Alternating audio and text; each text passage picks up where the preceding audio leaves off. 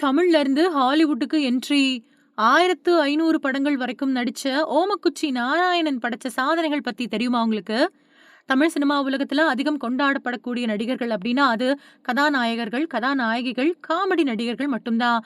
இதுவரைக்கும் குணச்சித்திர கதாபாத்திரங்கள்ல நடிக்கக்கூடிய நடிகர்கள தமிழ் சினிமா ரசிகர்கள் பெருமளவுல கொண்டாடல. அவங்களோட நடிப்ப அங்கீகரிக்கல அப்டிங்கிறத ஏத்துக்க தான் வேணும். அதே மாதிரி காமெடி நடிகர்கள் அப்டின்னு சொன்னாலும், நாகேஷ், மனோரமா, கவுண்டமணி, செந்தில், கோவை சரளா, வடிவேலு, சந்தானம் அப்டின்னு இன்னைக்கு வரைக்கும் சிலரோட பேரு குறிப்பிட்ட திறமைய மட்டும் தான் தமிழ் சினிமா ரசிகர்கள் அங்கீகரிச்சிருக்காங்க.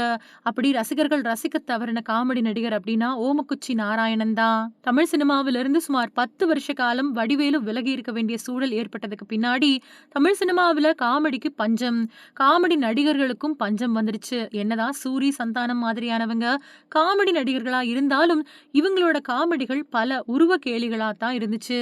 தமிழ் சினிமா ரசிகர்கள் இப்பல்லாம் பல நடிகர்கள அடையாளம் காண ஆரம்பிச்சுட்டாங்க.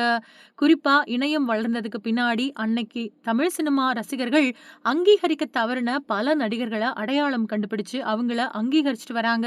அந்த வகையில மறைந்த நகைச்சுவை நடிகர் ஓமக்குச்சி நரசிம்மன் பத்தி இப்போ ரசிகர்கள் மத்தியில பல்வேறு உண்மைகள் வேகமா பரவிட்டு வருது. அதாவது ஓமக்குச்சி நரசிம்மன் சூரியன் படத்துல கவுண்டமணிக்கு தொடர்ந்து டார்ச்சர் கொடுக்கக்கூடிய கதாபாத்திரமா நடிச்சிருப்பாரு. அவர பார்த்து நாராயணா இந்த கொசு தொல்ல தாங்க முடியலடா அப்படின்னு சொல்லக்கூடிய காட்சிகள் எல்லாமே இப்பவும் ரசிகர்கள் மத்தியில நல்ல வரவேற்பு பெறக்கூடிய காமெடி காட்சிகளா தான் இருக்கு. ஓமக்குச்சி நரசிம்மன பொறுத்தவரைக்கும் தமிழ் சினிமாவிலிருந்து தன்னோட திரை வாழ்க்கைய தொடங்கி 14 மொழி படங்கள்ல நடிச்சிருக்காரு. இவரு சுமார் 1500க்கும் அதிகமான படங்கள்ல நடிச்சிருக்காரு. தமிழ்ல கடந்த 1953வது வருஷம் வெளியான ஔவையார் அப்படிங்கிற படத்தின் மூலமா தன்னோட திரை வாழ்க்கைய ஆரம்பிச்சாரு.